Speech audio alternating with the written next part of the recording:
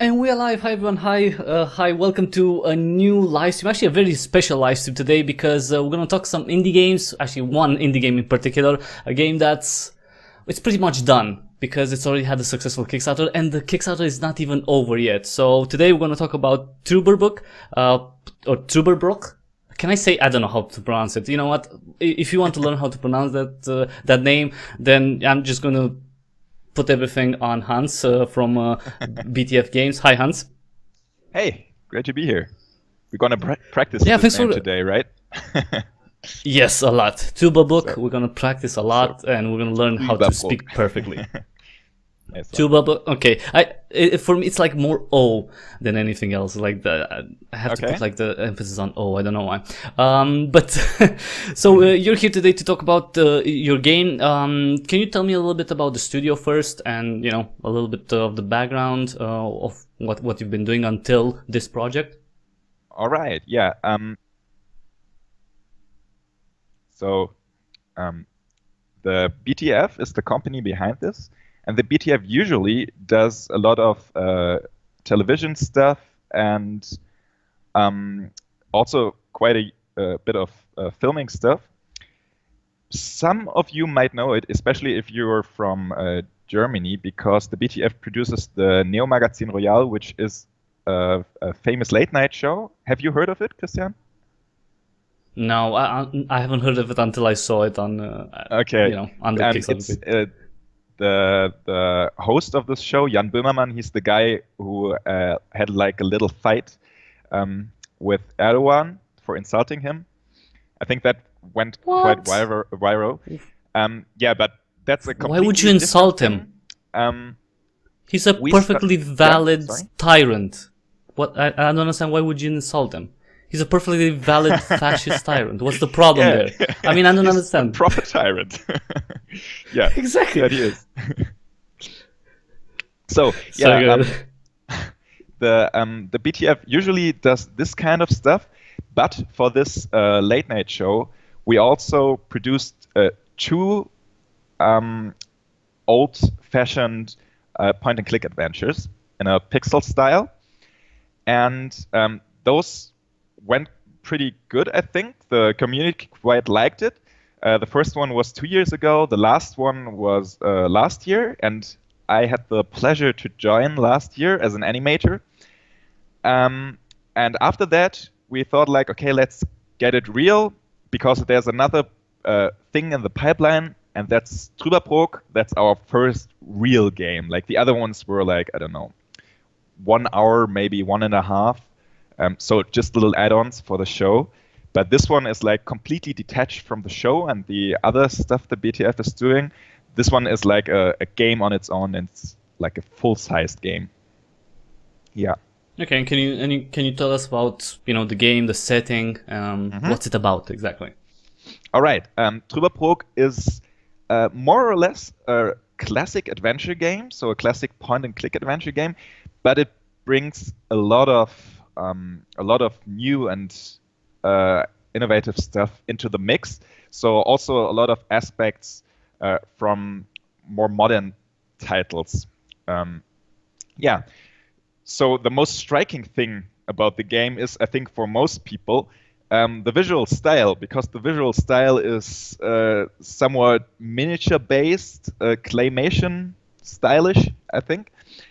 And yeah, that's what strikes people first when they see the campaign, when they see the product. And actually all those things were really done on real miniatures. We digitalized them, we photographed them, and the whole process right now is trying to get them into the game, make them playable. Yeah, and a few words to the setting. Trüberbrook is set in the 60s Germany, 60s or 70s. I'm not. I think late 60s, right? The late 60s in Germany, and there was so much going on in this time in Germany, and everyone knows about this. All those Cold War thrillers coming out recently, but we're focusing on something entirely different, and that's like the German countryside, which was very calm but very unique on its own.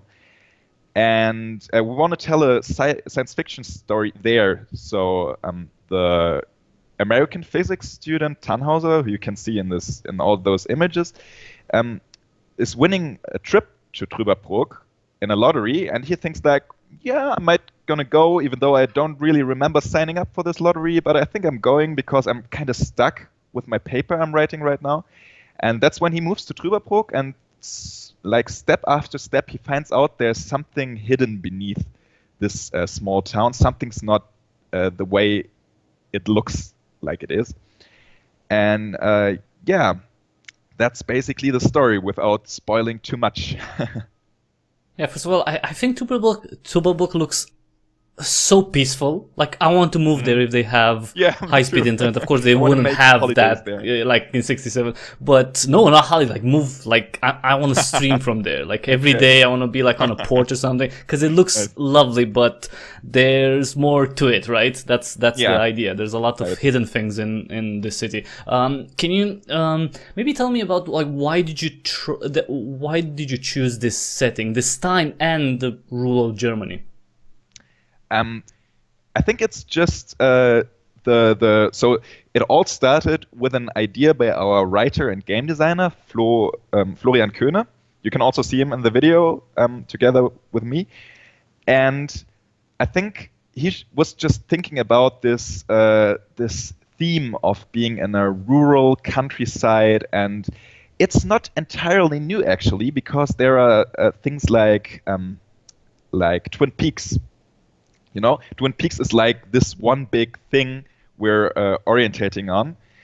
And I think that was like the starting point for the whole story. And to make it a bit more unique and also like a bit more personal, I think that's why the setting was chosen in a rural Germany, because we all kind of know places like Trüberbrook. Not exactly Trüberbrook, but somewhat places like Trüberbrook.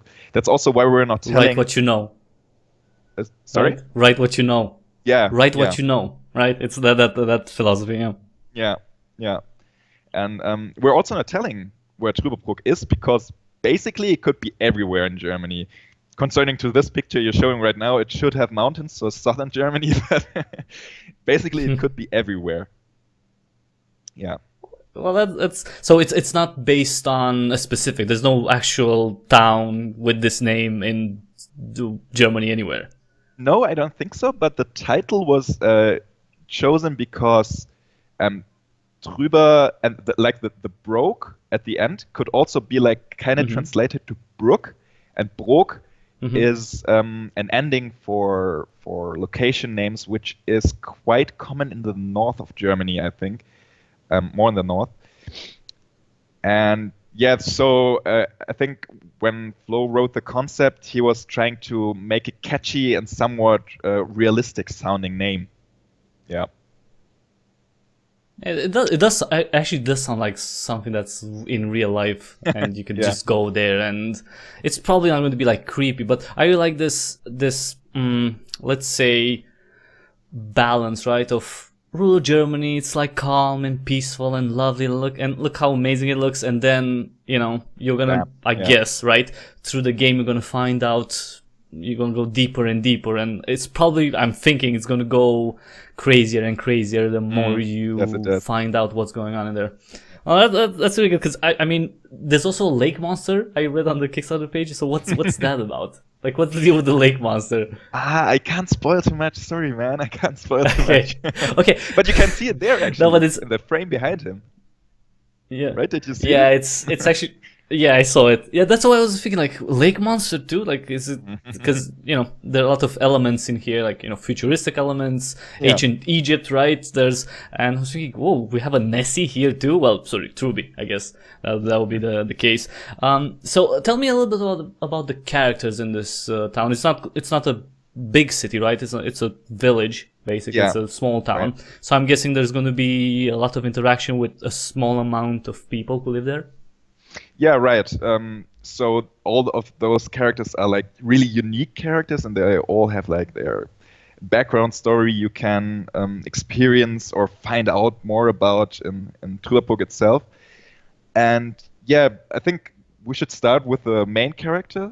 I already told like he's Okay. an American physicist, and he's not. He's writing a paper right now, and he's kind of stuck, and that's why he moves there just to relax. And at the end, he finds himself like saving the world and stuff, like usual stuff you do on holidays. And yeah, that's I think pretty much everything about him. He is he's created in a way that the audience like really knows all the same things as he does. So he's a complete stranger to Trüberbrook and has to explore it, and so is the audience or the player himself. And I think that's quite a cool thing. So and Yeah, you're learning together. yeah, right, exactly. Together. And there is another. You see it. You see her also in the trailer. That's Greta Lemke, or Gretchen, as she's sometimes called, and she is an anthropologist. I wonder if they Just if speaking, I said that right. No, that's fine. No, I just please don't make me say her name like that. It was like when I was reading, it's Gretchen. Like, Oh, I mean, that was awesome. That was awesome. No, but Gretchen is like the English version. I mean, you said it very German and lovely, but I can't do that. I'm sorry. I'm just saying right now that just Trüberbrook. I'm still going to practice that, but I'm sorry, I can't say But that. the last one was pretty good already. Yeah, it's the English version. So is she like Hans's companion? Yes, Sidekick? somewhat. Something But like that? no, I think the funny thing is that at the beginning of the story, he's more like her sidekick, because he's this physicist. He is really, he's a bit Awkward. yeah, somewhat, but also like really nice. But he's not the bravest person. I think he's not the one who is rushing into the mountains if he sees something strange there. But Greta, she exactly is. She is searching for something in Trüberbrook. She's kind of this female Indiana Jones version. And when you first meet her, she's actually drawing you into her adventure. So she's like, "Hey, I'm looking for some old Germanic ruins in the mountains. Don't you want to join me? We can do this together. I think we're better off together." And that's how you kind of stumble into the story. And yeah, she's starting it all basically. Yeah. Yeah, I gotta say, I really like that dynamic because a lot of the times it's you need someone to push you, outside of your comfort zone. And from what I'm saying, it's she's pushing him to go and explore and become more adventurous and eventually save the world. I guess that's good. So is she going to be a playable character at any point? No, just Hans, the main character, is playable. What about the prologue? Wait, because I read exactly that, the prologue. Yeah, I was totally forgetting about this because I still can't believe it. It's funded. It's funded. Yeah, so nice. Yeah, exactly. So tell me a little bit about this chapter, please. Oh, you can play with her. Yes, in the prologue, you can play her exactly. I think that's an exclusive because I don't think it's mentioned anywhere on Kickstarter. Spoilers. Sorry, Flo, I spoiled it. Okay. So we're not sure who you're gonna play in the prologue, but it's definitely not Hans, right? That's what's confirmed at this point. Maybe it's also Hans. We have to see that. Well, that's no, but it's still, while Gretchen will be there and will be a big part of the game, it's still Hans's story, right? Exactly. From start to finish. The prologue is more or less like we always wanted to do this chapter, but it's more like a storytelling add-on, which gives you more insight at the beginning, but is also somewhat detached from the rest of the story. I can also say so much that the prologue is not really set in Trüberbrook itself. And yeah, that's how it kind of plays out. It's more like an introduction, actually. And it's for people who don't know, the prologue was, or still is technically, a stretch goal, and it was hit, right? So you're going to make it. Exactly. But is it going to be available like from the beginning, or is it something like that you're going to add later? No, it's. I think we're planning right now to do it right on the beginning. So everyone okay. who's backed it on Kickstarter will have it like as a part of the game. It's not an extra chapter you have to choose. It's right at the beginning when you start the game. It's starting with the prologue. Okay, so we talked a little bit about the main characters, let's say, especially Hans.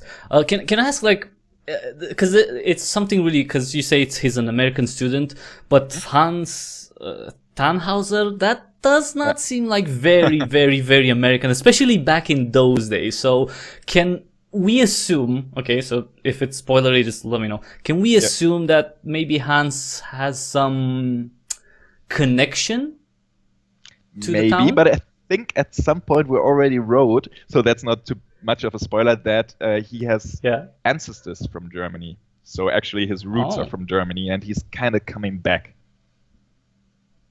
Yeah. And that's maybe one of the reasons why he decided to go on this Yeah. actual trip. Yeah, exactly. And that's good. So, he's the main character, the hero, let's say. Is there a villain per se, or is it more like something a bit more, let's say, hidden that's against you, or?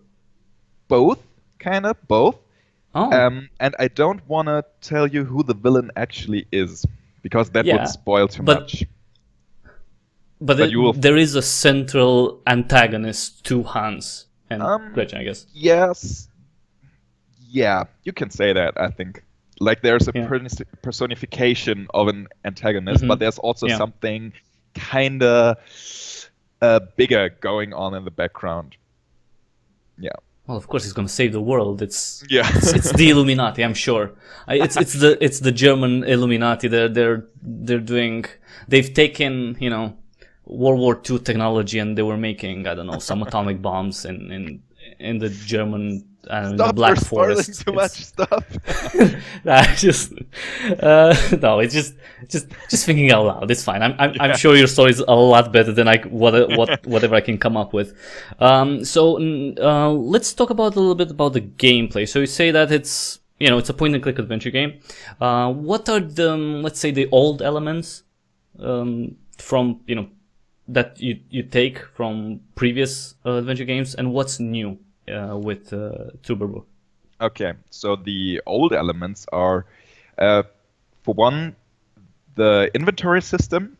So we really have an inventory system. You can pick up items, you can combine them with other objects, and from old titles, like from the Indiana Jones games, from Secret of Monkey Island. There's the tentacle. Yeah. Yeah, exactly. And we really wanted to have that. And I think apart from that, also that we're telling most of the story quite far away from the characters, also something you find more in the old games. Because in newer adventure game titles, you're always really close to the character. For example, in Life is Strange, you're always right behind her. And but we wanted more that look of you have this character set in the scene, and you're moving around in the scene, and you can basically watch him there doing everything. And I can also continue with the more modern stuff we put in there, because that's kind of seamless.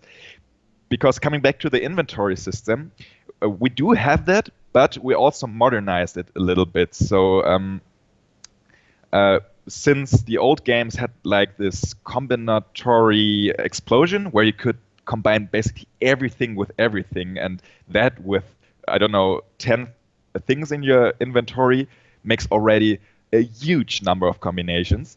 And back in the days, this was fine, because like you got away with the character saying, no, that's not working, that's not working. But today people, I think they want a little bit more since the technology advanced, and we also have voice acting in there, and it would be such a pain to have like all the combinations, to have Hans say something about that.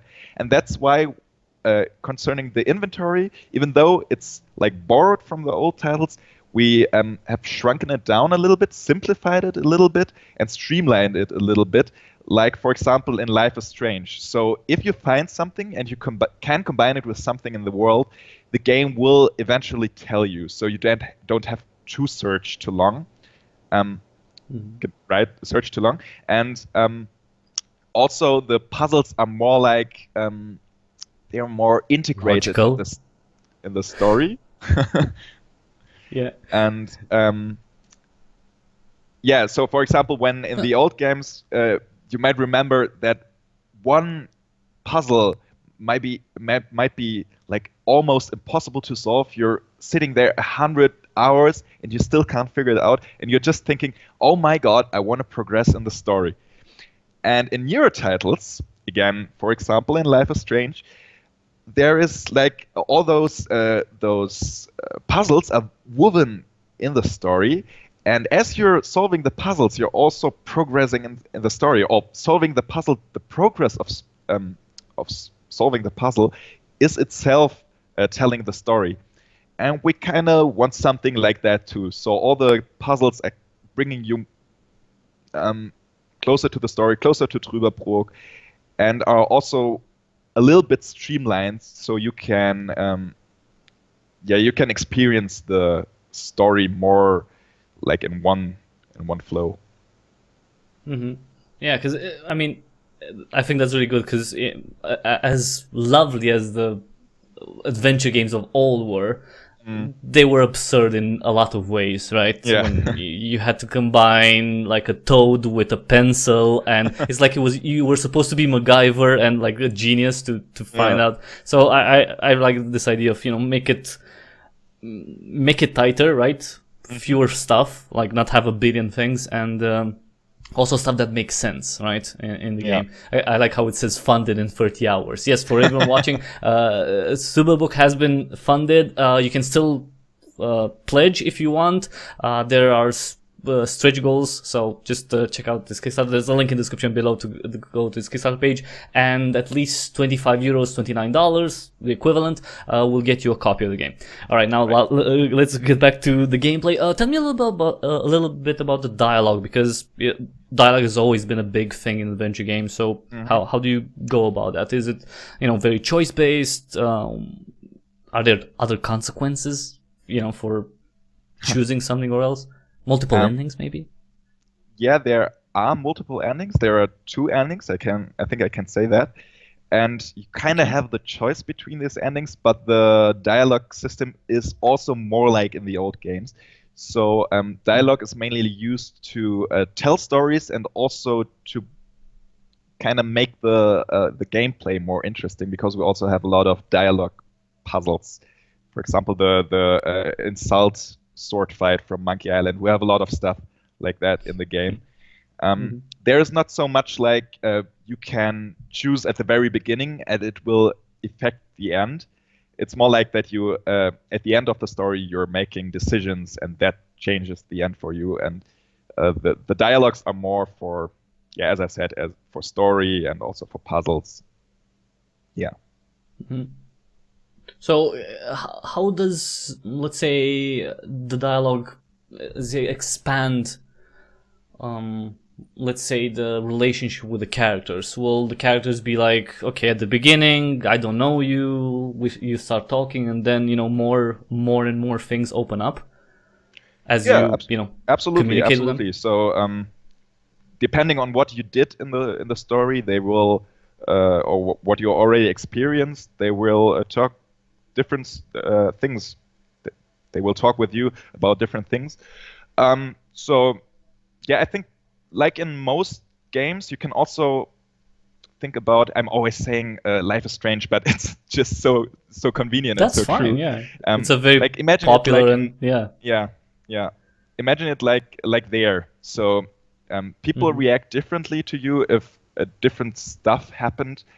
But for most of the time, we're telling story by a dialogue, and you also have a lot of options to choose in the dialogue tree, which tells you more about the background story and stuff that's not really happening while you're playing it, but tells you more about the Trüberbrook people themselves and the place, background info.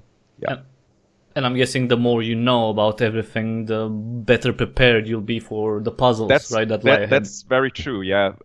I have one thing in mind right now, but I can't tell you because it's spoiling too much. But if you're listening really closely to the characters, you can solve one puzzle at the end easier, I think, because you know what happened in the past, and then you can kind of reconstruct where the item of your choice is.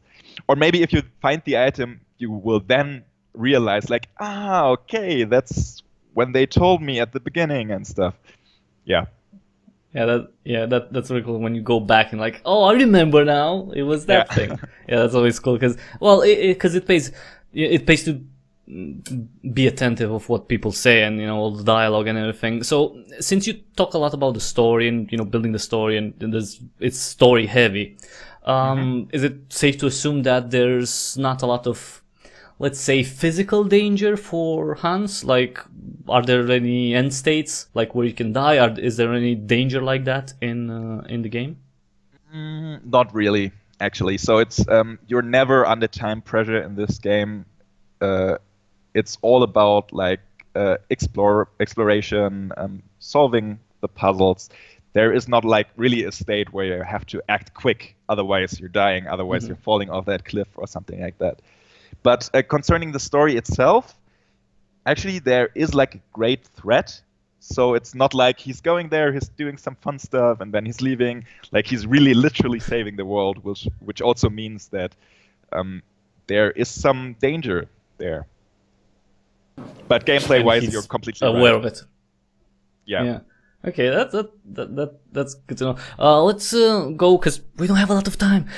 Quickly over not quickly because this is a big part of Trüberbrook. It's the visual style and the way you're building the world, which is very different than 99.9% of games.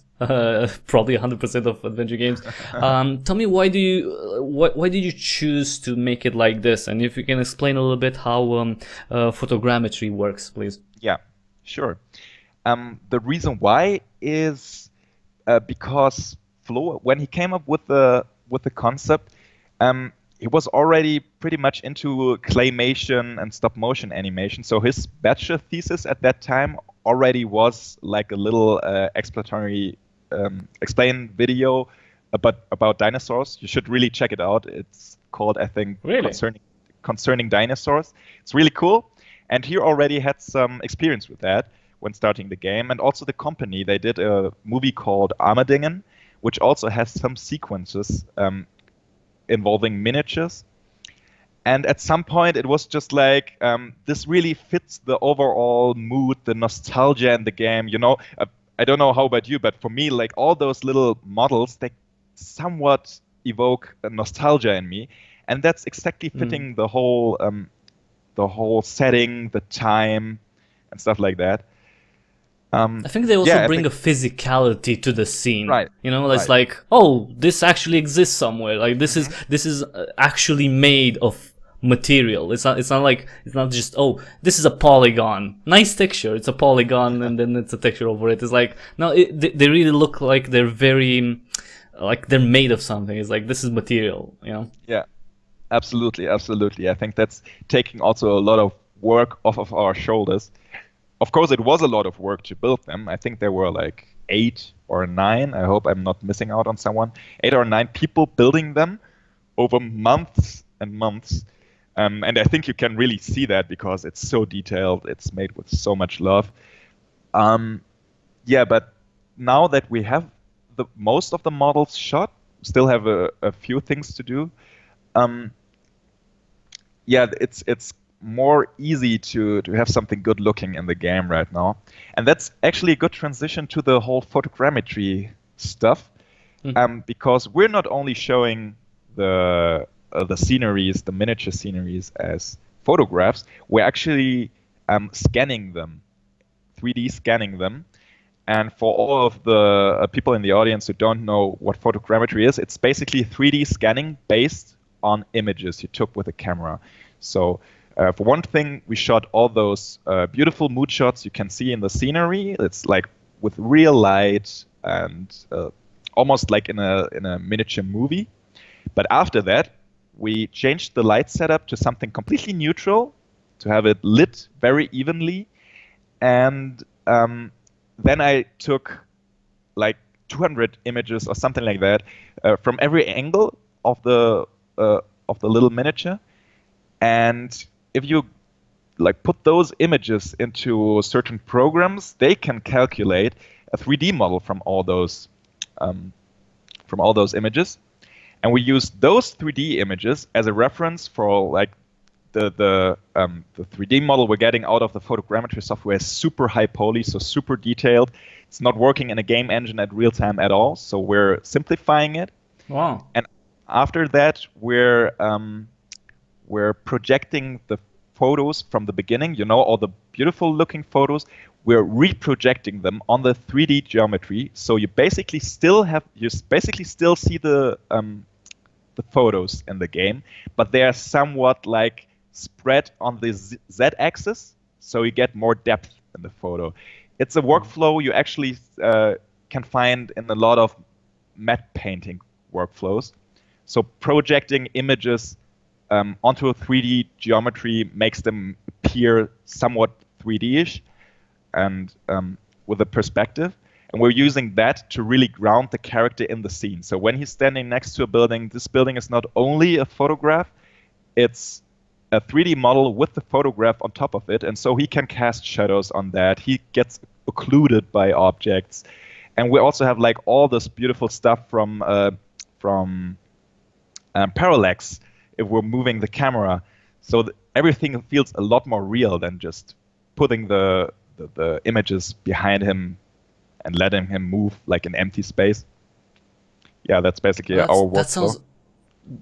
That sounds like a lot of work. Can you It is. do you have like an estimate how long it takes for, let's see, make a scene, like a one specific scene from beginning to end? Like, the building, the digitizing, and then, making it actually work in the game. It's really hard to tell, and it's really different for all the models, because some of them are more detailed and some of them are less detailed. But I can like say, on average, one model needs like several weeks to be built, I think. And after that, they are shot on one model. Like we had, I think, 5 or 6 shooting sessions where we shot 3 models each. So a model is shot in around 1 day. All the photogrammetry is done in this day. And working with the photogrammetry high poly data from this point on is also quite time consuming. So building the sets themselves is not much much more time saving than in a regular computer game workflow, but we're still getting this special look out of it, and that makes it kind of worth it. So I think for retopologizing the models, we need a few more days, then we're unwrapping them, then we're projecting the textures and painting out little arrows. That also needs a few days. Yeah, it's really, really hard to tell, honestly, how much per model. But I'd say like the overall thing is around maybe a little bit more than 2 weeks per model, per scenery. Wow. But that doesn't take into account like all the stuff we have to do with it in Unity. After those 2 extra weeks, it's just game engine ready, basically. And then we have to do a lot of stuff in Unity. For example, syncing the Unity light with the light which was on set, so the characters are lit in exactly the same way the set is lit, and stuff like that. Yeah, how hard is that? Like to sync the lighting? It's quite because I'm difficult. just thinking like you have photos, right? You have photos with certain light with certain angles, certain like occlusion, as you say, and then okay, and now we have like lights. Digital lights. So how do we make this? Because it sounds incredibly difficult and time consuming. It's relatively time consuming, but really not too much. But since only the characters are lit this way, so as I already told, like all the light information in the backgrounds is already baked into the photos somewhat. So only the characters need real-time light. And the setup, yeah, it is quite tricky, but Unity gives you a lot of cool tools for that. So figuring out how the light setup was on scene is not too hard. For example, on the bus station you see in our preview image, it has basically one main light coming from the left top corner, I think. And the most, I think, difficult part to make the characters believable is calculating all the indirect light, like the one which is bouncing off in the scenery. And Unity has something called light probes. I don't want to get too tech nerdy with this, but in light probes you can basically pre-calculate light bounces in the area, and then it's applied on real time for stuff in the scene. So we're doing a lot of pre-calculation, and in the scene we have like a kind of simplified light setup, but I think it's working quite well already for the characters. Well, from the videos that are online, and it looks amazing. So that's the end result looks great. So it's definitely I think something you that still sets you can apart. see the difference between characters and background, but that's also not necessarily a bad thing, I think, because it's somewhat interesting to see those digital characters blend with the surrounding, and both things like stepping towards each other. So the characters are becoming a bit more physical, and the surroundings are like a little bit more digital and stuff. I think that's quite an interesting mix, even though we try to have the characters as close to the backgrounds as possible. But you don't have. Do you make models of the characters, or are the characters fully 3D models? Like Fully you start 3D. and you just build it through them. Yeah. Okay, so that's the difference, right? Okay. Yeah, exactly. For having a better workflow, actually, because the characters are really detailed, and building them with clay in this amount of details, would be pretty hard. And so we just started with a high poly model, so the ordinary game workflow, and we tried to make them fit into the whole thing, because the whole workflow we're using for the models can't be applied for the characters, since they are moving and they have to react to light changes, and the background basically is not. So that's where we're taking a completely different route for the characters. Yeah, I still think they look. I mean, they don't look as they don't belong there. I think that's important, right? That's the goal. I mean, yeah, and it makes sense that they are somewhat different, because first of all they move, they interact, while as the scenery is somewhat static, right? That's the point of it. So I don't think that's a big issue with the difference is so small, and you want the characters to stand out a little bit, so oh, I can interact with this character. They're doing something. They're alive. Well, it's a cabin. It's not. So it makes sense. Absolutely, I've seen that you said that you take photos of with different lighting, and I've seen you have day, let's say, settings, night settings. Is there going to be like a day-night cycle in the game, or will the scene just change depending on how the game progresses? The last one, actually, because I think it depends on which chapter you're in the game. So I think, for example, in the beginning of the game, Hans arrives at evening or something, and then this is also like a second prologue, and then when the actual game begins, it's day. So you're seeing most of the sceneries in day for this chapter, and later then you'll see maybe at night and at evening again, and in different light settings. So it's not like real not a live day-night cycle. Real time. Yeah. Okay, so you talked about the engine. You're using Unity. Can you tell me why did you choose Unity, and did you have to make something? And I'm thinking maybe you did have to make something particular for Trüberbrook, and what for your specific needs. Yeah, we actually did. But first, Unity was chosen for once because we already had some know-how. So I was pretty new to the team at that point. Simon, our programmer, was new to that point, and we both knew Unity, and we both knew that the documentation of Unity is pretty good. You can do a lot of different things with Unity. And that's basically why we chose it. And of course, the famous aspect of Unity, all those porting possibilities to other platforms. Yeah. And since we wanted to do the game for as many platforms as possible from the beginning on, Unity was kind of the way to go, I think.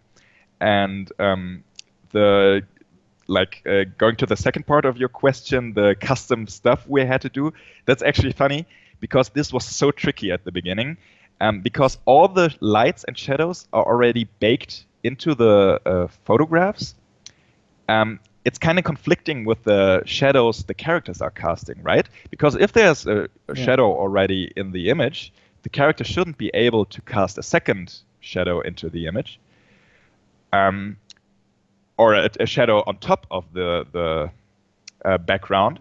So we basically had to find a way where we can live composite the shadow on certain parts of the model, and on other parts where there is already shadow in the image, the shadow there is masked off basically.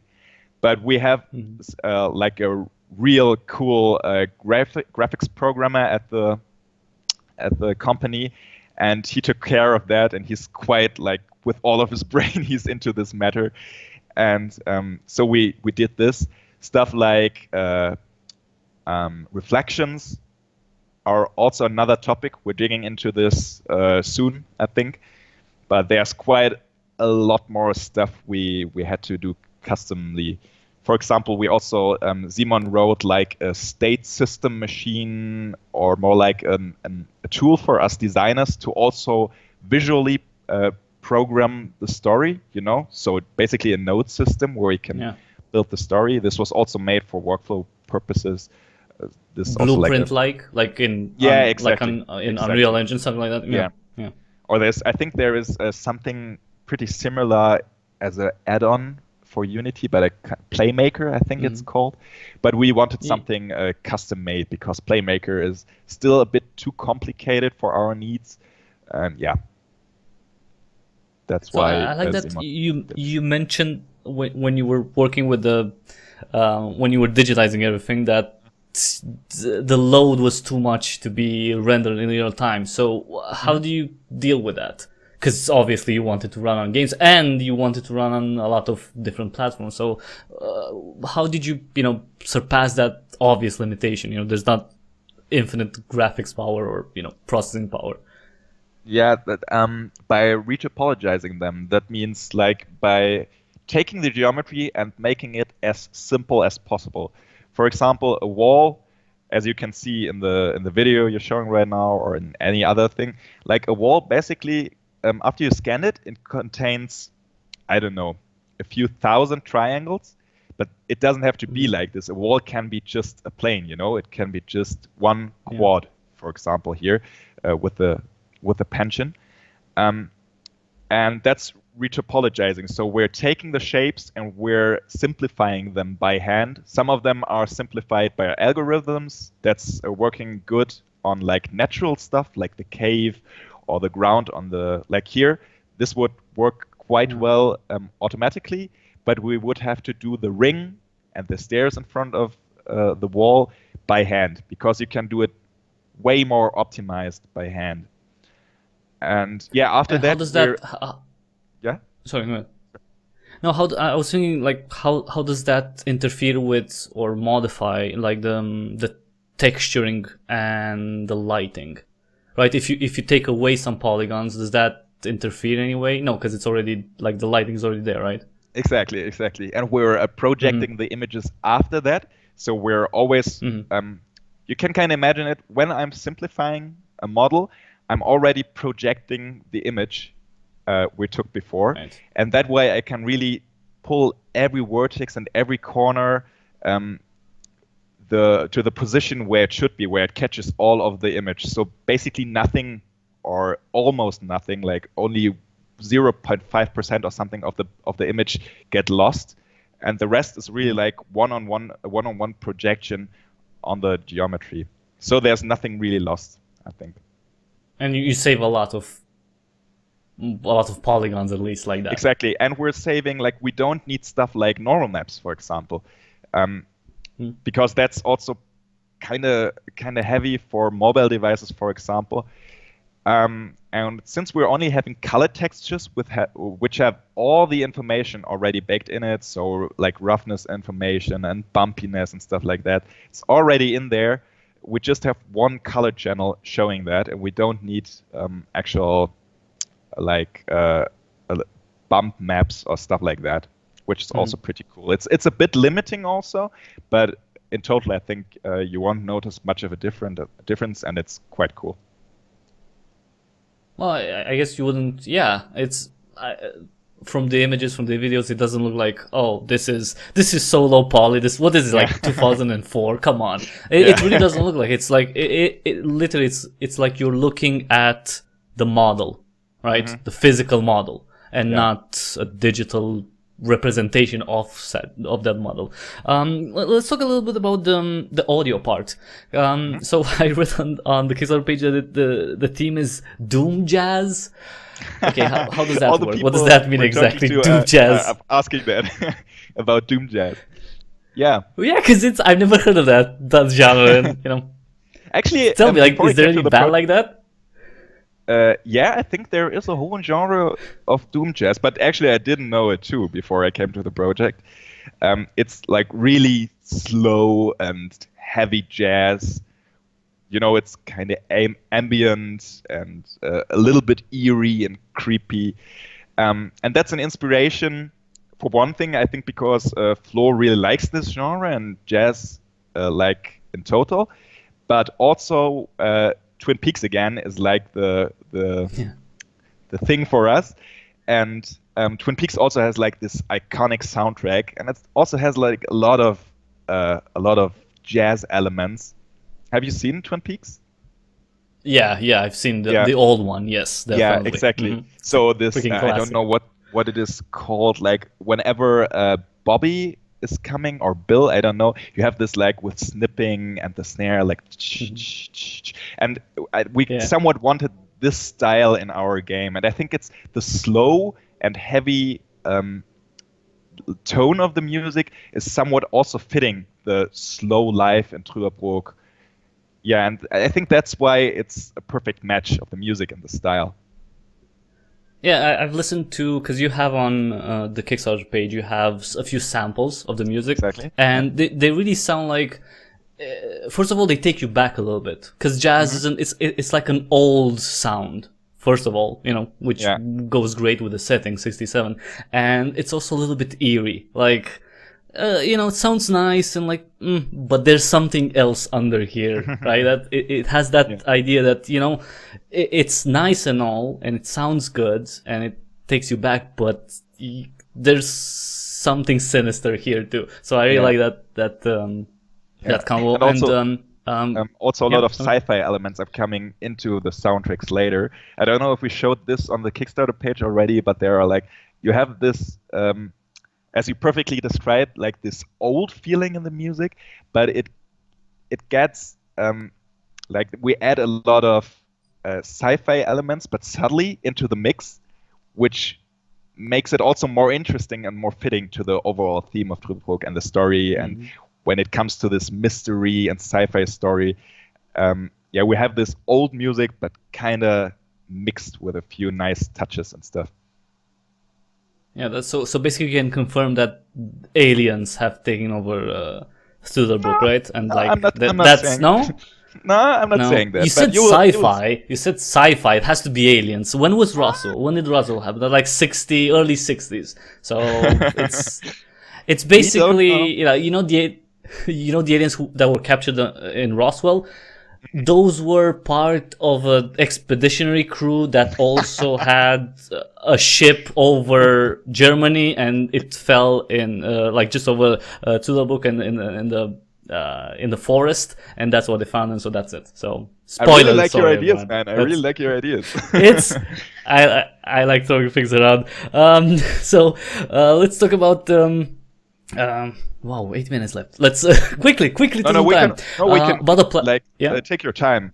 Take your time. Yeah. Yeah. Okay. Let's take it by slowly. Okay. Yeah. Release platforms. One of the things that I think was impressive, I would say, about your campaign, which again is successful, but you can still pledge. There's a link in the description below. It's that you went on and said, we're going to offer this game on a lot of platforms, multiple. Can you tell me a little bit, like, why was that, like, in a plan from the beginning to have as many platforms as possible? And does that mean that the game will come out on all of those platforms at the same time? Yeah, it actually will come out at all of those platforms at the same time. At least all the platforms which are mentioned on Kickstarter. And yes, from the beginning on, we said like it would be so cool to have this game on as many platforms as possible, since you're also with the gameplay of adventure games, which could be applied to basically every platform, since it's not so hectical. And I also think like a lot of people having a console like an Xbox, a Switch, or a PlayStation, they really would love to have something new in their marketplace, in their online marketplaces, something special sticking out from the regular console third-person games. That's why. Yeah. Sorry, what? Or shooters, you know. Yeah, or shooters. Exactly. Yeah, true. Yeah. And yeah, that's why we wanted to do it, and it was relatively clear. And we're working together with a publisher who has also a lot of experience in porting titles. So Head Up Games, you might have heard of them. They have published a few, I think, pretty known and pretty popular titles. And yeah, they have a lot of experience publishing stuff on multi-platform and also porting stuff. So we're getting a lot of help from them at this point. And as I said, Unity makes it easier for us.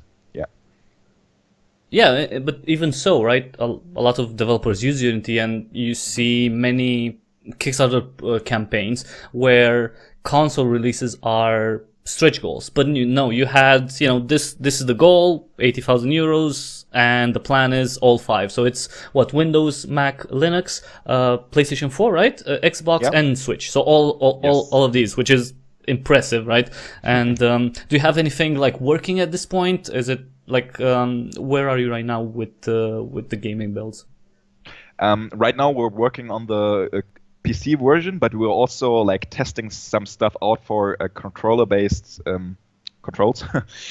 And like we had a lot of thinking about how can you control the character with a controller, how can you select items with a controller in the world. We're testing a lot of stuff. But I think the actual porting process and making it run on the different platforms will come more at the end of the production. And when do you estimate that would be? Because I know it says September really on the Kickstarter, but now with the Prologue being funded, does that extend the development time? Yes, of course it does, but we're still trying to hit that late 2018. And yeah, I think like to your question, the whole mobile stuff, not mobile, the whole porting stuff will be maybe in the mid of next year. We'll sitting to that, or starting from next year and then increasingly doing this stuff. Yeah. Yeah, but I still like your goal. It's coming out same day, everything. So that's really cool, because you always have this idea that it's coming out for this now, and then in a couple of months for the other platform, especially with the Switch and other stuff, or maybe or it comes out on this console now with the PC, and then the other console like 4 months later, which is I think it's great to have the game out for as many platforms as possible, and people can enjoy it at the same day. Sorry, what? No, I said it's great to have as many people as possible, buy the game on their preferred platform on the same day, or around the same day. I think it's a win-win for everyone. So as many people, so many people can play it actually, and we're also having a bigger audience for our game. So even though it's a lot more work, we're taking that and trying to make it accessible for as many people as we can. Because that's in the end what every game developer wants, right? People playing their games. Definitely, and the wider net you have, right? The more people you might actually reel, which is, I think you reeled in quite a few people, because a lot have actually. Let me see, 4,942, and that's pretty good. That's a pretty good number. Yeah. Yeah. Okay. Let's talk about because that was another question. Like, how was the campaign? So it's coming to a close. It's 21 more hours, about 20 more hours to go. Tell me about this month. How was it? How crazy was it? It was pretty crazy, actually. And I remember the day we aired the thing, so we put a lot of work to preparing this campaign, especially Flo, but also for the Kickstarter video. There was put so much effort in it. And the day we were starting it, we didn't really think it would hit that hard. And we thought, like, okay, maybe after one day, like, our goal was, because we were talking to someone from Kickstarter, our goal was to make a quarter of the money in the first days. That's like most projects that do this are successful in the end, because people tend to pledge the most at the beginning and at the end. And we thought about, like, okay, a quarter would be 20,000, so 20,000 the first 2 days would be pretty awesome. But also, if that doesn't cut it, or if we can't reach that, we still maybe find a way to fund it. But then, like, after the first minutes, there were like super crazy amounts incoming, and we couldn't really believe it, and we were all like really crazy. we couldn't get it, what the fuck was happening. And we also weren't. Do you have a better idea now? Yes, of course. Like, we weren't really prepared at first. We were thinking, like, we were prepared for kicking the Kickstarter campaign or making it under an aspect 30 hours. And we tried to make it under an aspect for the long run, so getting the 80,000 on the long run. But as we hit the goal in the first 30 hours, we were like, and now what are we going to do?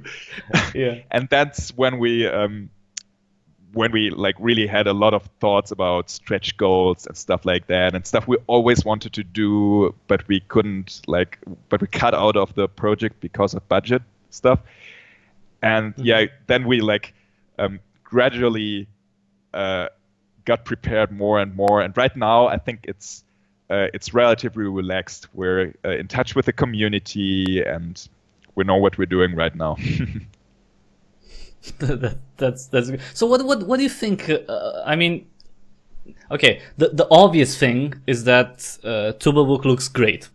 That's the obvious thing, right? That's anyone can see that. I think if anyone says anything different, then I'm sorry, but oh, come on, it's true, right? It looks it looks amazing. That's one thing, right? So that's something that instantly attracts people. But do you think is there like a need, a desire for more adventure games, especially more modern adventure games? Because you see quite a few coming out, but not big titles. And from what I'm seeing, Trüberbrook is kind of building up to be a major title in the genre. Yeah, that's a very good question. I think adventure games are, for example, especially here in Germany, I think Germany is one of the biggest markets for adventure games. That's also why like Ron Gilbert did his promotional tour in the States and in Germany. And I think so Germany still has this adventure thing alive. But as you said, like, is there really a need for another new adventure game? And that's really our point. So we are a newish adventure game. We have a lot of modern aspects, but we're also like this nostalgic old game. And there aren't a lot of those around right now, I think. And I think the most important part is that we're trying to tell an interesting story. And people always find that like attractive. People always want to experience a good story, and that's always our main concern. How can we tell a cool story? And so the adventure genre is more or less just our way to go because we're focusing on that story part. Yeah. And it's interesting because you don't give out a lot of the story. To be fair, No. you've keeping a lot of secrets, and that's not a bad thing. I'm just saying, but I think the setting is another thing that attracts to the game, right? I mean, how many games have you seen in 1967 Germany in a small village? And no, but it's true, right? And we have some elements that you hint at, the monster with, it's like looking at, from the outside, it's like I'm going. What are these people thinking? Well, where are they going to take me? It's that thing where there's a hope and like there's just a little bit of. I think they're building something big and they're just showing me what's on the surface. So like I think that's little one of the snippets. Yeah, exactly. Yeah. I think one person wrote under our Kickstarter video or a story teaser that we're already spoiling too much. But really, I'm glad to hear that you liked the way we're telling like snippet wise.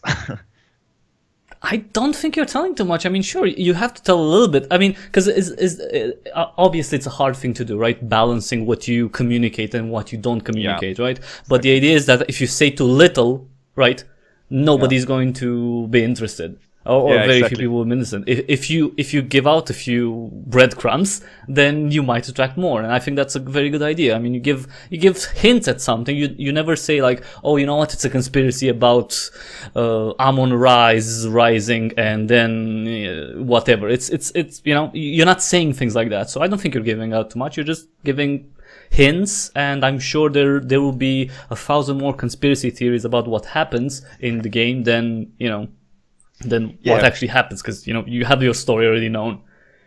I'm glad to hear that. Phew.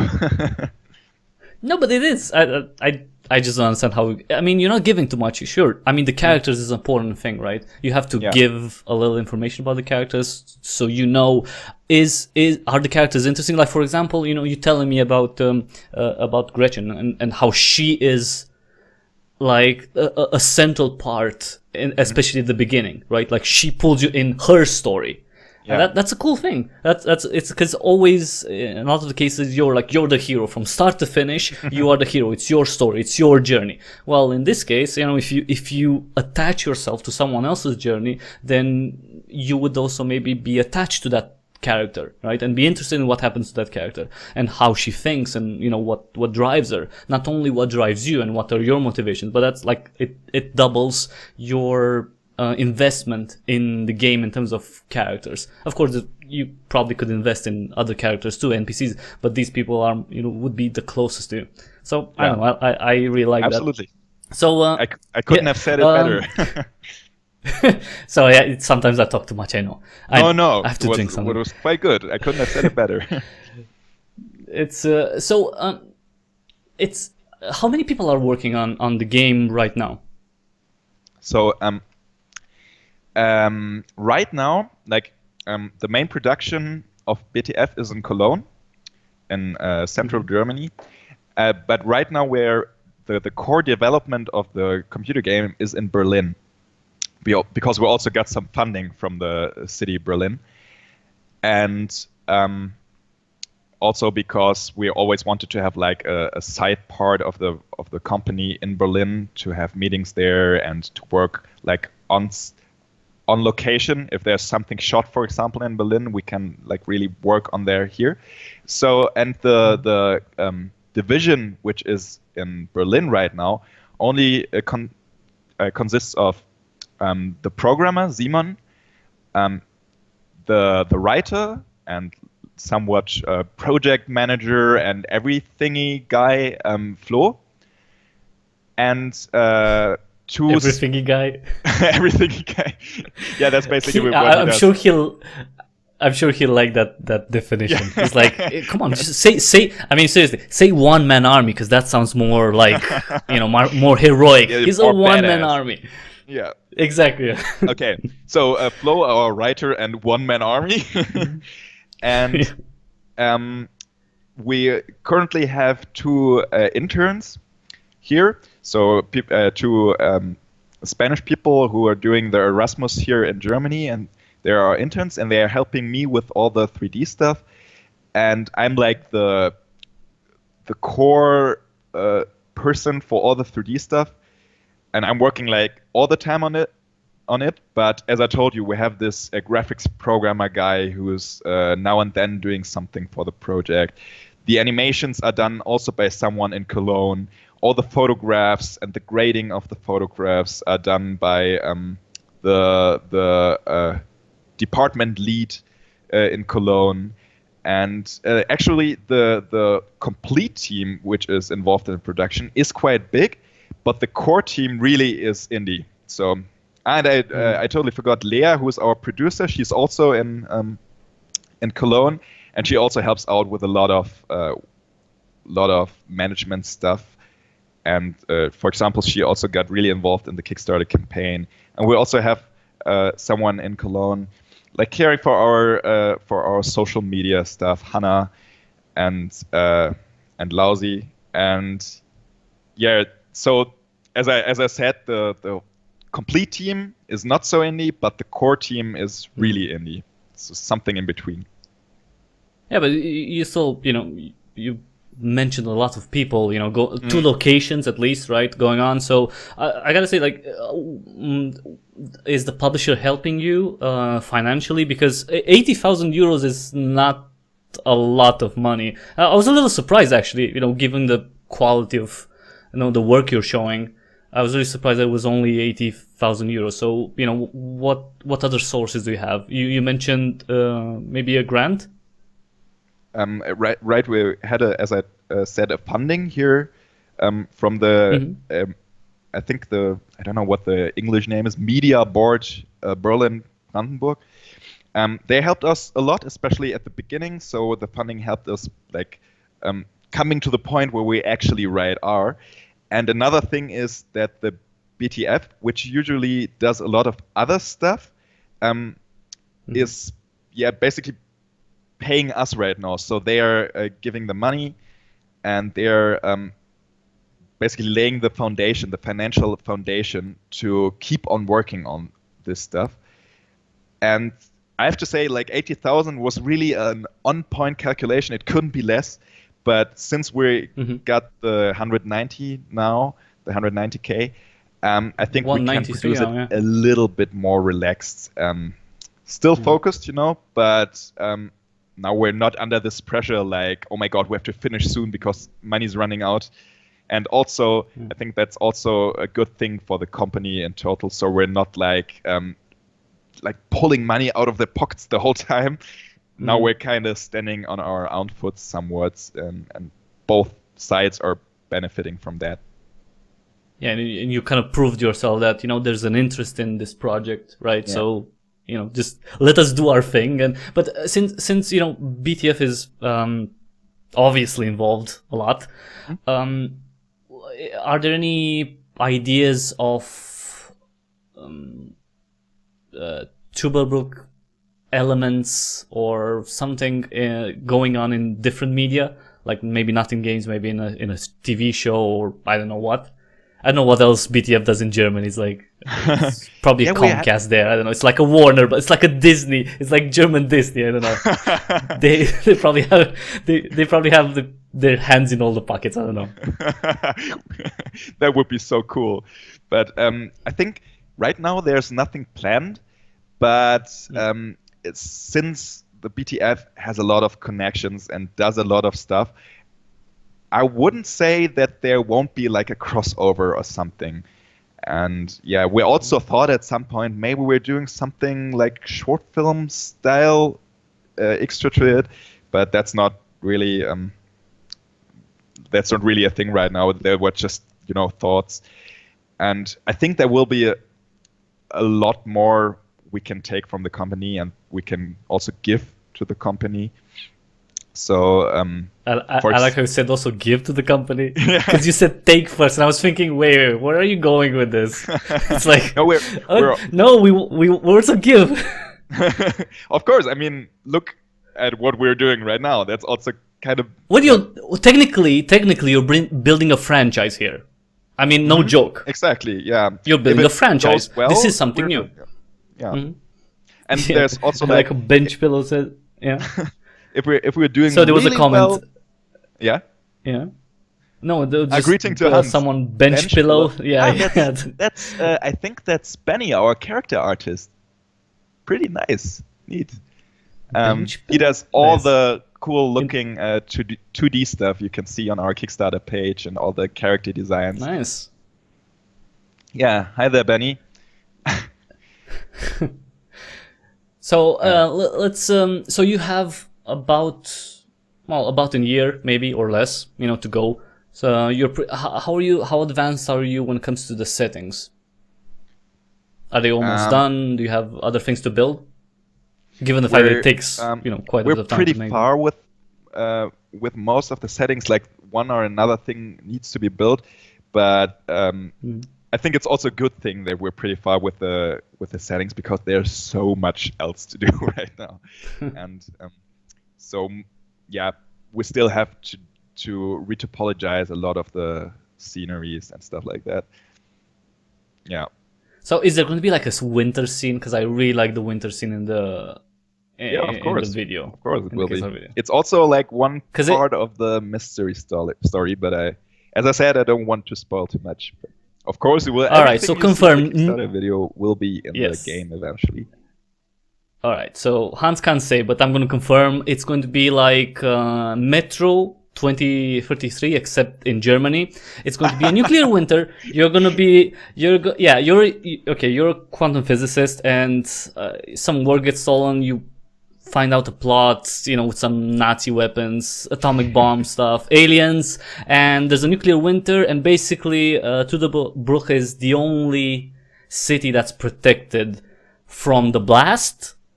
And that's what you're going to live. It's going to be an infinite nuclear winter, and that's kind of the second part of the game. And then it grows into Trüberbrook 2, which is going to be in modern day Alaska, which is now going to be like a green paradise because of the just screwing around. I love your stories. Can we please listen to more of your stories instead of me talking? I really love your stories. No, come on. No, come on. Trüberbrook is a project here. Come on. I just, I like playing around with, brainstorming. That's awesome. Why wouldn't you come up with stuff? I mean, obviously that just makes, me more excited about the game, because I imagine all these things, and sure, I kid and everything, but to some extent, I'm thinking, maybe I'm right in one part, or maybe I'm not right. But maybe. The idea is that probably not. I'm sure I'm not. But the idea is that all of this, builds my excitement for finding out what you actually have written down. So and I think the goal is to have that for most people actually. So since we're not spoiling too much, we're just showing some things. People are gonna start to think, why is it suddenly winter in this one scene? What's happening in this place? Why is he in like an underground lab? And that's the goal, basically, to have people curious for the game. Yeah, it's a curiosity. Okay, you know what? Curiosity killed the cat, but it only brought advancement and evolution to humans. So don't be frightened don't be scared of being curious. Be curious. That's a hashtag Wednesday Wisdom. Be curious, stay curious, or something like that. I'm just I'm making quotes like exactly. So one of the big things about the game, and we'll wrap up. It's fully voiced, so all the characters are fully voiced. Yes, all the characters are fully voiced. That's also quite a funny little aspect of the game. Quite an endeavor. Because since you're an American coming to a German small town, in the German version, the accent. We're having two language support, so English and German. Yeah. And in the German version, he has like this American accent, and everyone else is speaking in German, like regular German. But in the English version, it's just the other way around. So he speaks English, like total normal American style English, and everyone else, because they're from Germany, they're having a German accent to some extent. And this way we can also reuse all those. Reuse is such a cold word, but we can also have all the voice actors in both versions. Since That's very cool. the people in Trüberbrook are speaking with more or less of a faked German accent, or more or less of a real German accent. Yeah. It's probably going to be like more fake English than fake German. I mean, yeah, maybe. They're in German. Maybe. They should be. They're English actors? They're English actors speaking that also know German, or like is it the other way around? No, it's like all the German-speaking people. So basically, all the people in the game who live in Trüberbrook and are from Germany are German speakers. We also got some pretty famous people from Germany in the boat, and the voice of Tannhauser, of the protagonist, is an English native speaker. And all those roles are exactly the same in the English version. So the Tannhauser is spoken by a native speaking guy, and all the other roles are English speaking, and all the other roles are spoken by some by German people. So as I said, like the German accent we're trying to have in there is more or less real. Maybe some people are as good in English or so good in English that they have to fake the German accent, but I think it's quite a funny little aspect. Well, all you have to do is speak a bit like this, and you're very German. You just have to be like, you just have to sound like you emphasize some words more, and you're kinkier, and that's fine. That works. I mean, that's how I Germans, see it. They speak English so kinky? I think it's more about losing the whole PH thing. So it's always the German accent, Yeah, but I think they're very organized, and that's very good, especially when you want to give orders.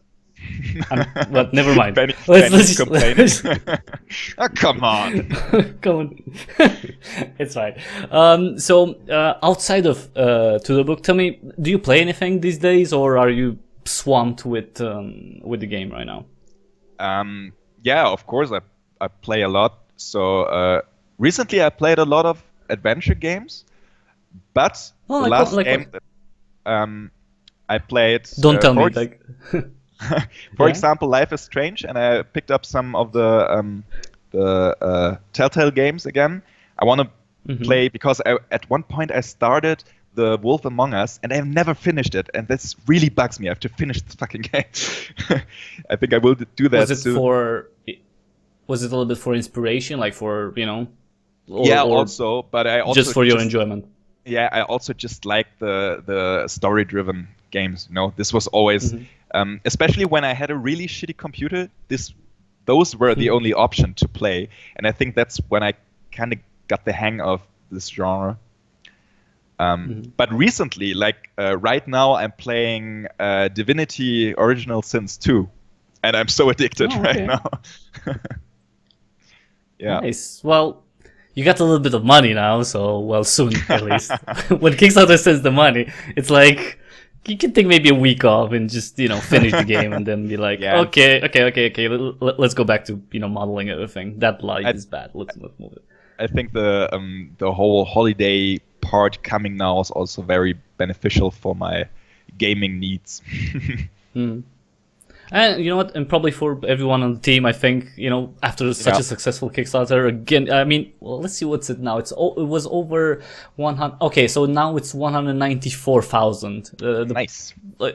Before the interview, it was 193,600. So you got another 500 euros. So that there's a lot of interest in the game. It's no small feat to get well over, I don't know, $220,000 at this point, if you put the equivalence. So that's a big thing, especially since, you are a new team. Although, BTF may be the Disney of Germany, but, they haven't made like major games. So in that regard, you are, if you don't mind me saying, new to the scene, right? Yeah, we're kind of that's hard. Yeah, and that's a hard thing to do, to sell something as a new team with a new project with a new IP, and people definitely responded to it. So I think the holiday season, would be a well-deserved rest for everyone. I totally agree. So, yeah, since it's coming right now, it's like, yay, 200,000 euros. Okay, let's relax. let's drink some. Let's have some. What do you have there? Like, what's traditional in Trüberbrook? Well, you know what I mean. What do you mean, like, what's traditional? Tradition, like food to drink, like for Christmas. In Germany in total, or in Trüberbrook? In Germany in total. Okay. No, in Germany. In Germany, in real Germany. Okay, in the real world. I think many people are eating a goose or turkeys for Christmas, but it really depends on the family. I think, like, many people don't really celebrate the food at the evening that much. Many really do. Some people, I heard, also just eat, like, what was that? I think sausages and potatoes at Christmas Eve, which I never did, which sounds pretty funny, I think. But yeah. I mean, it works, I guess. Yeah, it's something nice to eat if you're into that. I think so. It's like, this is the kind of food which makes everyone happy. Yeah, good luck finding sausages in the nuclear winter in Trüberbrook, because that's definitely going to happen. I mean, we don't even know what they'll probably have. Like, I mean, the monster, obviously. So for those of you who don't know, the lake monster in the game was not exactly a lake monster. It was just like a small little lizard. It was like just a lake lizard, right? Nothing spectacular. But the experiments that they've been doing were, irradiated the area, so this thing grew. So it's like Godzilla. It's like German Godzilla, basically. That's the thing. So it's bigger than Loch Ness, but yeah. In nuclear winter, there are only like lake monster sausages around. Don't ask. Yeah, those be hard to get though. To digest. Just imagine. Also that. Also, yeah, you just eat some of those and you die in like 2 weeks from radiation poisoning. Yes, that also happens. Yeah. So sorry, go ahead. You want to say something? I think I wasn't about to say something. I was just thinking, like, in a nuclear winter, we could always have crowds. We could always have crowd and stew. Well, depends on what you put. Because the thing is, in the nuclear winter, right, there's so much radiation, right? So what would you eat? Because the plants would be probably infected, because the earth would be infected. I mean, if you have like a greenhouse, right, where complicated stuff, it's okay. In Trüberbrook 2, everything will be. You'll find out. Trüberbrook 2, by the way, it's not going to be an adventure game. It's going to be a action shooter. City management. No, it's city management where you build. Yeah. And you build the town in the nuclear winter. So you have to expand, and you have to expand in areas that have been contaminated. You have to decontaminate the areas and all that. So that's pretty nice. Pretty nice. Everything else. You're actually the mayor of Trüberbrook then, because Hans has exactly become mayor then. Exactly. Yeah. And some people don't like you because you're American, but it's fine. You get to build it up, and it's going to be the biggest city pretty much in the world, because everything else is destroyed. So. Oh my god, that's so anti-concept right now. What? Why? Like this small rural German village, all sleepy and stuff, and then the second part you're like, in nuclear winter, and it's the biggest city on earth. But I like the idea. Well, you get to build super it. Cool. You get to build it to be the city. From ground up, basically. Yeah, and Trüberbrook 3, it's going to be a third-person action adventure game where you play one of the citizens that goes out and gets resources for the town. That's it. That's done. It's like, it's Metro 33, SimCity, City Skylines, everything in one game. So, okay, let's wrap this up a little bit. Just a little bit. So, tell me, where can people find you? In general. They can, like, in the internet, you mean, or like physically? Yes. No, on the internet. Okay. Don't wait. Don't dox yourself, okay? Do not dox yourself. The internet is full of weird people. I won't say where they can find us, but yeah, you can still find us on Kickstarter after the campaign. I think the campaign will be online for a few more weeks. 70 more hours. 70 really? more hours. Only 70 more hours? On Kickstarter, yes. Unless you want to expand it. Are you going to extend it? Like post Kickstarter, something like that? Okay. I actually don't know, but I just remembered that for Armor Croc, the game Armor Croc, which is also like a claymation game, I think the Kickstarter site of Armor Croc is still online. But maybe they never have mind. like a PayPal thing.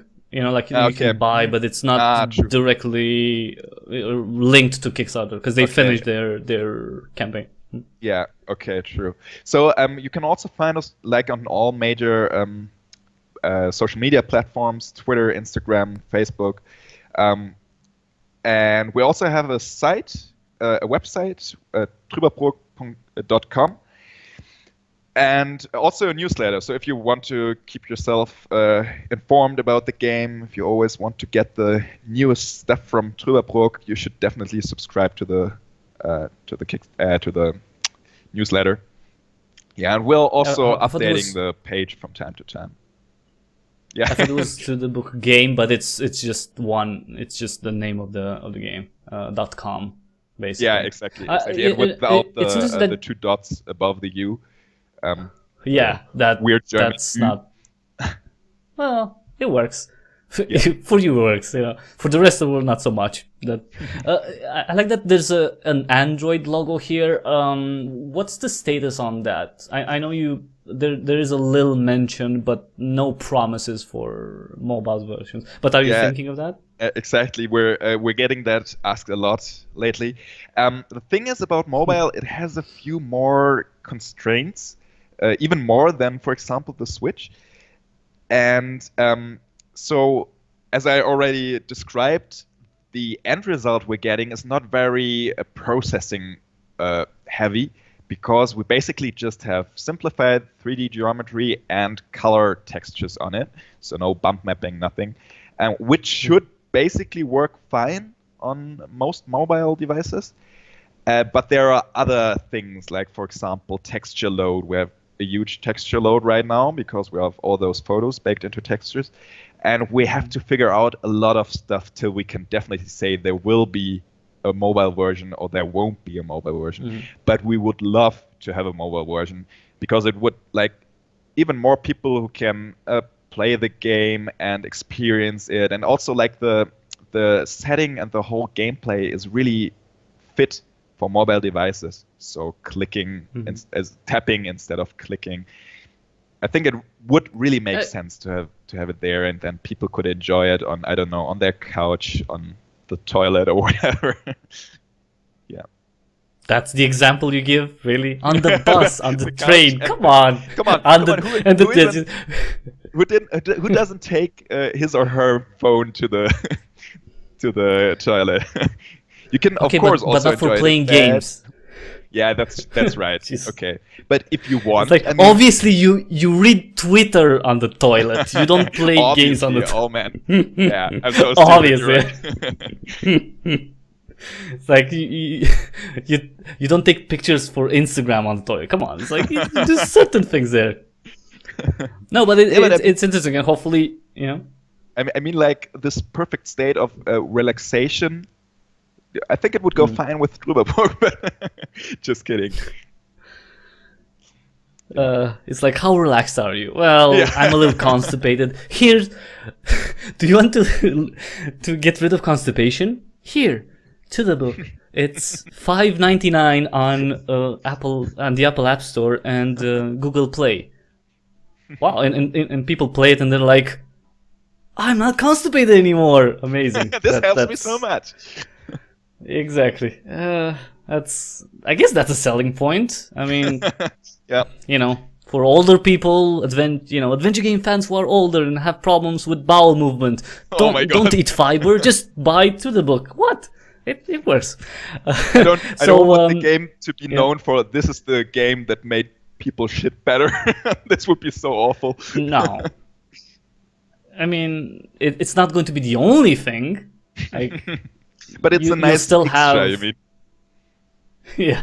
Yeah. Well, if it helps, it's entertaining and it's health conscious. Yeah. I mean, good point. Two for one. 2 for 1. Who doesn't like that? I mean, you buy one game and you get entertainment and better bowel movement. It's amazing. So for people who want to pledge, again, links in the description below to its to the game's Kickstarter, to its official site. At least 25 euros. That's the I've seen a lot of pledges have been already finished.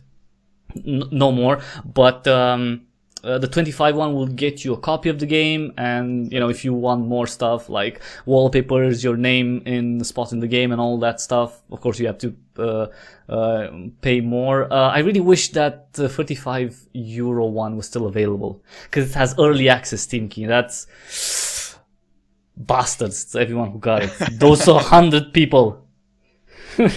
Those 100 people, the bastards. Anyway, no, come on, I like people. Come on, that's fine. You're supporting the game, so that's good. So check it out. It's on Kickstarter. It still has 17 hours. Tell everyone who's interested in adventure games. Old, new. It does seem to have a good mix of old and new, and it looks amazing. And as Hans said, you can buy it for pretty much any platform, except for mobile phones, but that's fine. You have at least 6 other options. So I think that's great. You're not limited by that, and you're not going to wait for it more than, PC players or anything like that. So support them, on Kickstarter. Again, link in the description below. Thanks so much. Hans, thanks for being here. Any last words before we go to the nuclear winter? No, not really. It was really a pleasure to be here, man. It was a cool talk. Thanks for well, thanks so much for having me. The problem is, like, you do this once, we have to do another interview when the game comes out. Yeah, sure.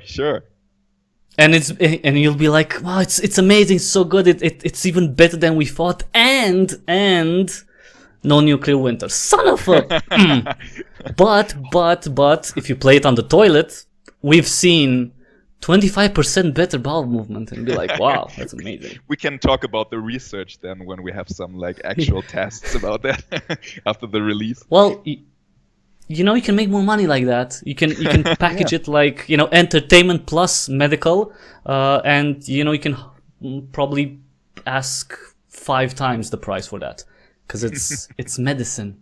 So that's always expensive. So thanks for coming, and for talking to us about the game. One more year. I really hope this time next year, even before that, we'll get to see it in full for every platform. Of course, I just want the PC version. Thank you, but all the other versions are obviously welcomed. I'll just have the PC version, because PC gaming. What can I say? Thanks everyone for watching. If you like this interview, please give it a thumbs up really quick. And if you like the other content I put on the channel, subscribe. Tell every single person you know the stuff. Just support me in the ways that you think are appropriate. And you can check the back catalog, because at this point it's over 1,230 videos. So apparently I make a lot of stuff. That's nice. I think that's good. So check out that, because I cover a lot of games, mostly indie games, and definitely a lot of adventure games. So check out check out the back catalog. Thanks again everyone for watching. Thanks Hans for being here, and well, I'll see everyone very soon. Until the next time we see each other, have an awesome day. Bye.